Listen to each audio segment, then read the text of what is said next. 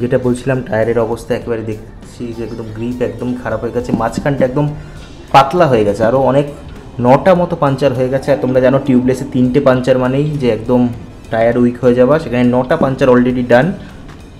এখন হাওয়া রয়েছে মতো 10 মতো, মানে আমি বসলে ডেবে যাচ্ছে, তো আজকে এটাকে চেঞ্জ করতে যাবো। আর এইসব জায়গাতেও ফেটে ফেটে গেছে, আমি দেখাতে পারবো এখানেও ফেটে ফেটে গেছে। তো চলো চেঞ্জ করি টায়ারটা, যে কোন টায়ার লাগাবো তো সেটাও আজ দেখাবো, চলো।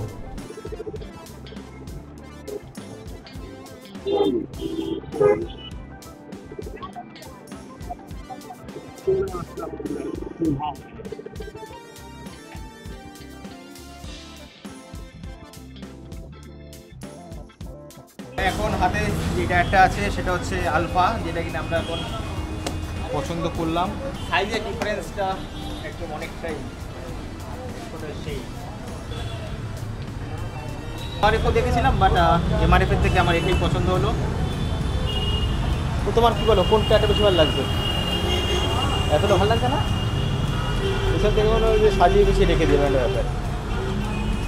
এবার টায়ারটা লাগানো হোক, এবার তোমাদেরও দেখাই। আর পেছনে আছে শুভম টায়ার সেন্টার, এখানে কিনা প্রাইসটা অনেকটাই কম রেখেছে।